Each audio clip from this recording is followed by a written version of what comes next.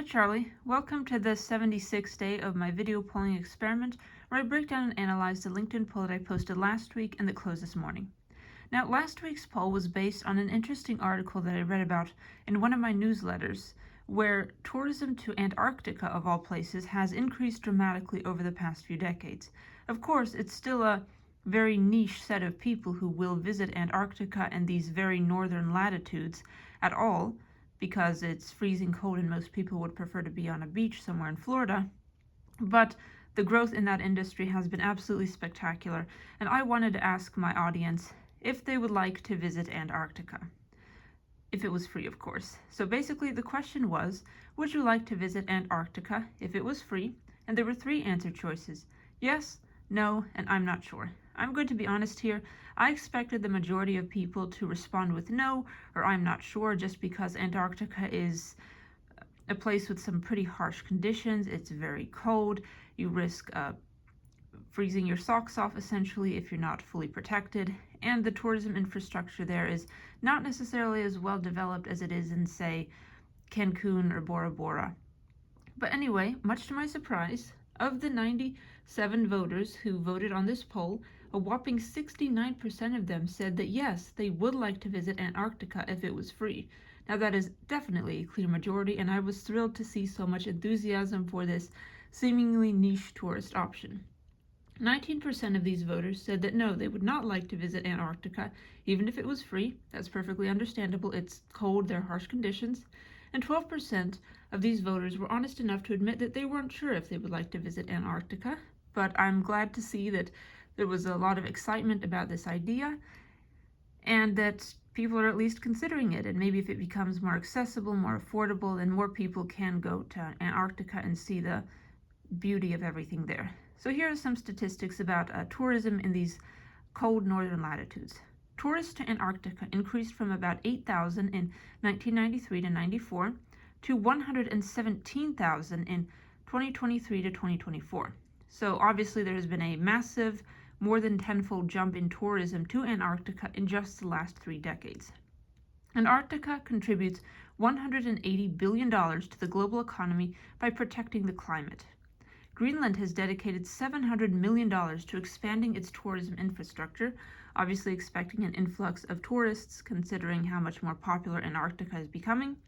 And the Norwegian archipelago, Svalbard, is 400 miles from the North Pole.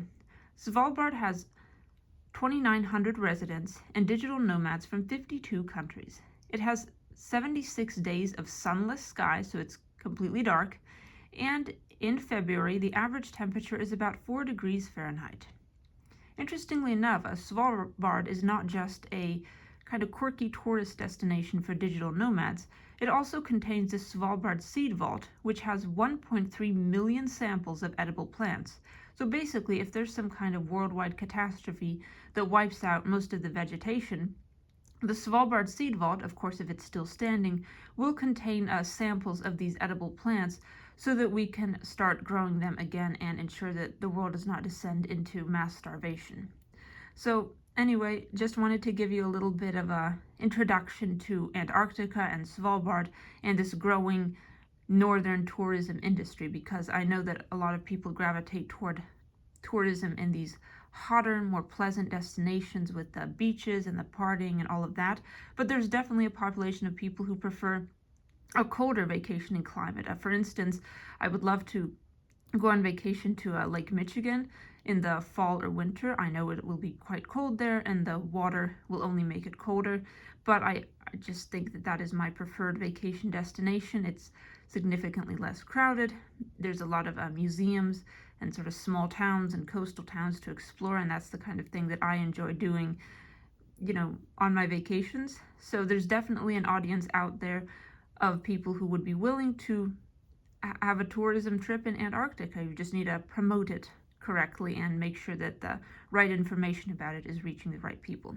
So anyway, Charlie, thank you for listening to my little spiel about Antarctica and tourism there.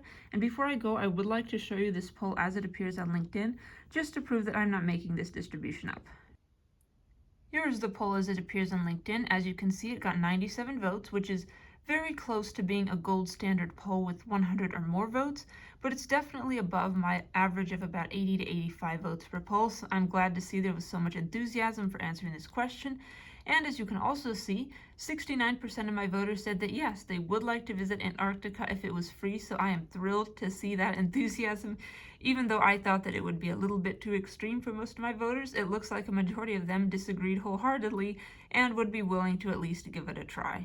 Glad to see it. Thank you everyone for voting on these polls. I really appreciate all of the engagement, and I hope that these polls expose more people to interesting things that are going on in our world, whether they're good, bad, or mediocre. So thank you, Charlie, again for listening to my little spiel about Antarctica, and stay tuned for my 77th video polling analysis. I can't believe that I have been doing this experiment for a whopping 11 weeks so far, but I'm definitely going to keep going, if only to practice my verbal communication and to give you something to think about, Charlie, when you're kind of just sitting at home all day and watching the birds outside the window. So thank you for being such a great listener, and stay tuned for my next poll tomorrow. Have a wonderful day, and goodbye.